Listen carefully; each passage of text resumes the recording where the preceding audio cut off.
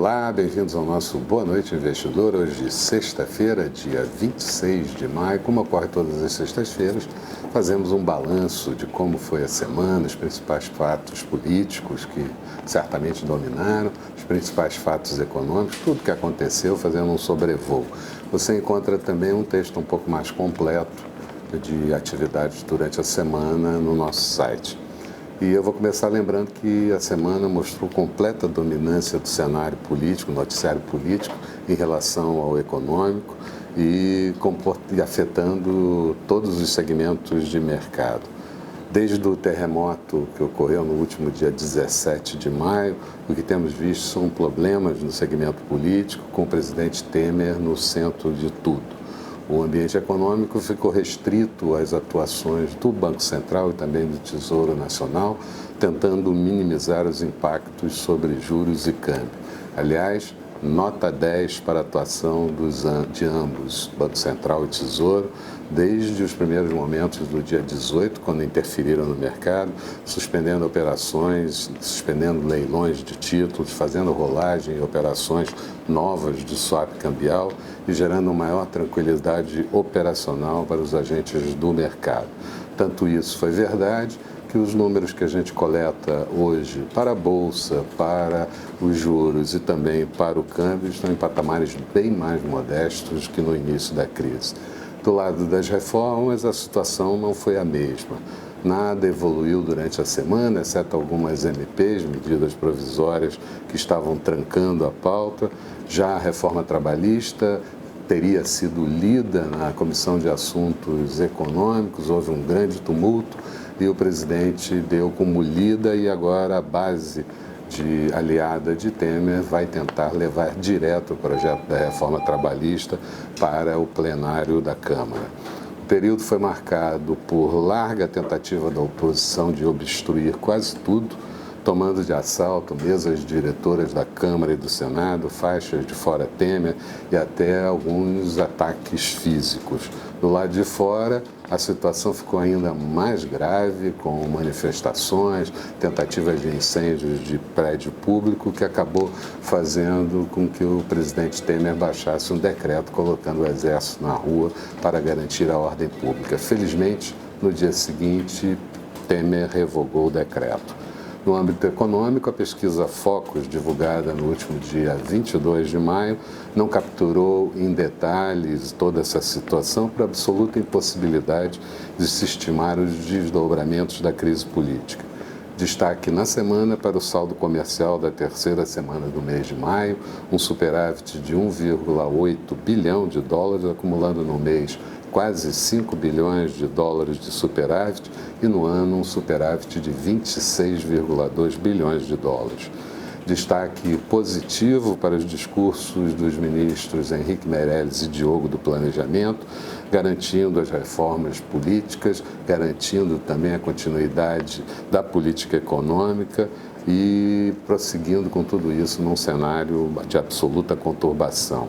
O ministro do Planejamento, Diogo, disse que o BNDES está líquido e que vai trabalhar no processo de infraestrutura, mas que gostaria que o setor privado participasse mais dos projetos de infraestrutura. Foi o que bastou para soprarem uma brisa de otimismo sobre os agentes dos mercados de risco e os mercados reagirem. Tivemos ainda a divulgação da inflação medida pelo IPCA 15, uma prévia da inflação oficial, no mês 0,24%, no acumulado do ano, a inflação baixa de 1,46% e em 12 meses caindo para 3,77%. O Banco Central também divulgou o superávit em conta corrente do mês de abril, ele foi de 1,1 bilhão de dólares, mais um déficit no ano de 3,5 bilhões. Em 12 meses, o déficit é de 19,8 bilhões de dólares, mas é fartamente coberto, com ampla maioria, pelo ingresso de investimento direto no país, o IDP, no montante em 12 meses de 84,7 bilhões. No mês de abril ficou positivo, acumulado do ano, em 29,5 bilhões de dólares. O Tesouro também anunciou que a dívida pública federal ficou em 3,24 trilhões de reais e o Banco Central disse que o estoque de crédito livre encolheu 0,2% no mês de abril, no volume de 3,07 trilhões, significando alguma coisa próxima de 48,4% do PIB, caindo em relação ao mês anterior, que tinha ficado em 48,6%. A inadimplência manteve-se estabilizada, 5,9% para as pessoas físicas, 5,6% para a pessoa jurídica, e destaque para os juros do rotativo no cartão de crédito, que caiu para 422,5% ao ano, vindo no mês anterior de 490. Ainda assim, uma taxa de juros absolutamente incrível. O setor público mostrou também um superávit no mês de abril de 12,9 bilhões, mas o déficit primário em 12 meses está em 145,1 bilhões de reais, algo próximo de 2,29% do PIB.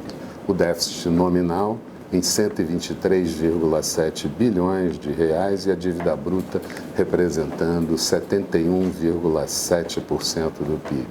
No final do pregão da sexta-feira, 26, foi anunciada a renúncia, a demissão da presidente do BNDES, Maria Silvia Bastos, em caráter irrevogável, e isso certamente é uma baixa significativa no governo do presidente Temer, e vai ser preciso avaliar se outros técnicos do padrão de Maria Silva também adotarão ou não postura semelhante. No segmento externo, o presidente Trump esteve em visitas no exterior, no Oriente Médio, durante toda a semana e, para a felicidade de todos, não cometeu nenhuma gafe muito forte. Isso certamente ajudou na consistência de alta dos mercados americanos, mas tivemos também o ex-secretário Flynn, que não acatou a intimação de comparecer ao Senado. Esse é aquele que, teoricamente, manteve contato com os russos. Já o secretário Mnuchin, um secretário importante de Trump, disse que a reforma tributária é prioridade para o crescimento e que é possível crescer 3% ao ano com políticas corretas. Não deu detalhes da reforma, mas espera aprová-la até o final do ano. Ainda nos Estados Unidos, os indicadores de conjuntura vieram fracos, principalmente no setor imobiliário e atividade industrial, quedas em abril e também em maio, e tivemos ainda a fala de muitos presidentes regionais do FED sobre política de juros, provavelmente uma alta da taxa de juros na reunião do FED de junho, e também falaram muito sobre redução muito gradual do tamanho do balanço do FED, balanço esse que está hoje por volta de 4,7 trilhões e antes da crise, lá em 2008, mostrava 1 trilhão de dólares. Os presidentes do FED também identificaram que existem riscos importantes na política mais flexibilizada de Donald Trump e também as desregulações que estão sendo propostas. Tivemos ainda nos Estados Unidos a divulgação do PIB do primeiro trimestre, na sua segunda leitura, uma alta anualizada de 1,2% e as encomendas de bens duráveis encolheram 0,7% no mês de abril. Outro destaque do período ficou por conta da reunião dos membros da OPEP, que fecharam um acordo entre seus membros de manter corte na produção de óleo até o mês de março de 2018, mas ainda assim o petróleo mostrou, primeiro, grande volatilidade e, segundo, queda durante a semana. Na Europa, o Banco Central Europeu diagnosticou que a economia segue crescendo forte e isso é corroborado pela atividade industrial na zona do euro, atividade industrial na Alemanha e também a confiança do consumidor na Alemanha, já índice do mês de junho. Resumo da semana, a Bovespa fechou com uma alta de 2,31%, o índice já na casa dos 64 mil pontos, 64.085 pontos. No último dia da semana, uma alta de 1,36%.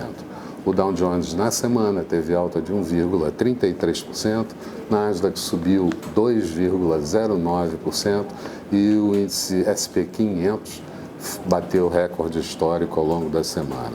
O dólar encerrou a semana com uma alta de 0,74%, 3,267 a cotação da moeda americana, mas no último dia da semana uma queda de 0,47%. Falando agora um pouco de perspectivas para o próximo período, acho que nós temos que combinar o seguinte: a situação política é da maior gravidade e algo imprevista no que diz respeito aos seus possíveis desdobramentos. Porém, o país não vai parar e nisso o governo tem se esmerado em tornar a situação o mais normal possível no segmento econômico. Isso, como nós dissemos, produziu algumas brisas mais otimistas nos agentes do mercado, na presunção de que possa haver uma resolução rápida dessa situação e também calou muito fundo a atuação do Banco Central em preservar o mercado, agindo com grande tecnicidade e também sobre a taxa cambial de forma muito eficiente. Tudo isso acabou acalmando os investidores ao ponto de, desde o terremoto, no dia 17 de maio até o último dia 23 de maio, termos um ingresso de recursos de investidores estrangeiros na Bovespa da ordem de 1,3 bilhão de reais. Apesar do quadro grave, somos de opinião que o mercado pode seguir tentando recuperar perdas recentes, não sem muita volatilidade intra e entre pregões, com momentos de larga tensão também. Podemos citar claramente o bom momento dos mercados no exterior, principalmente o mercado americano, com novos recordes históricos, mas aqui ainda precisamos vencer a faixa de 63.500 com consistência. Eu repito, encerramos a semana acima dos 64 mil pontos, para podermos almejar os 66.200 pontos e até me arrisco a dizer que se não fossem os problemas políticos por aqui, hoje nós estaríamos transitando já próximo ao recorde histórico da Bovespa em 74 mil pontos, um pouco abaixo disso. O fato de nós nos mantermos otimistas com relação à possibilidade do mercado acionário em alta não significa que não tenhamos que administrar riscos de forma conveniente. Portanto, sugerimos aplicações em ações de empresas mais maduras, exportadoras, com boa administração e também com política de dividendos, de remuneração aos acionistas perfeitamente bem definidas. Eram essas as considerações. Tenham todos um bom final de semana e marcamos encontro aqui segunda-feira de manhã, conversando sobre o final de semana, que promete novamente tenso, e sobre o que pode acontecer com os mercados. Até lá, então.